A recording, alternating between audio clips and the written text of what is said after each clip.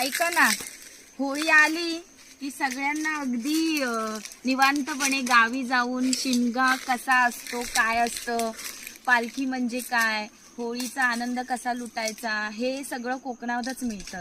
त्याचप्रमाणे एक सीझन म्हणजे आपला काजू आणि हापूस आंबा. तरी पण मी तुम्हाला आता काजूची बाग दाखवणार आहे. ती म्हणजे झाले कमीत कमी एक 4 वर्ष झाले असतील.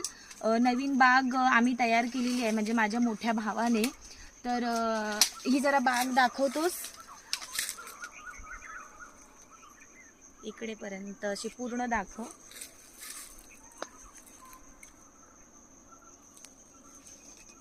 ही जवळजवळ किती काजू आहेत त्याच्यामध्ये दादा?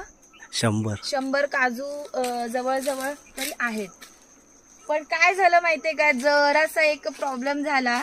मी थोडी लेट आले वरती. तोपर्यंत माझ्या 2 वहिन्या आहेत, त्यांनी तुम्हाला दाखवते. तरी हे बघा, अजून मोहर तर येतोच आहे, पण त्याच्या आधी माझ्या वडिलांनी सुद्धा काजू तर काढलेच. पण आता आम्हाला घाई आहे मुंबईला जायची उद्या सकाळी. तर माझ्या वहिनी आहेत ना, दोघींनी पण इथे येऊन माझ्या आधीच हा चमत्कार केलाय. आणि बघा ना किती छान आणि मस्त असे काजू काढलेत. ओलेगर, हे असे ओलेगर काढून ठेवलेले आहेत. मग आता हे हे बघा. आता तर हे असे ओलेगर हे काढले त्यांनी मी यायच्या आधीच.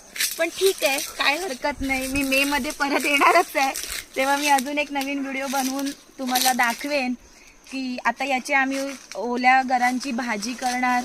तसेच ओलेगर आम्ही मे मध्ये सुकवतो, मग ते आम्ही थोडे पावसाळ्यामध्ये वगैरे त्याची भाजी अजून आम्ही आनंद लुटतो. एक नंबर कोकण आहे आमचं. बाय.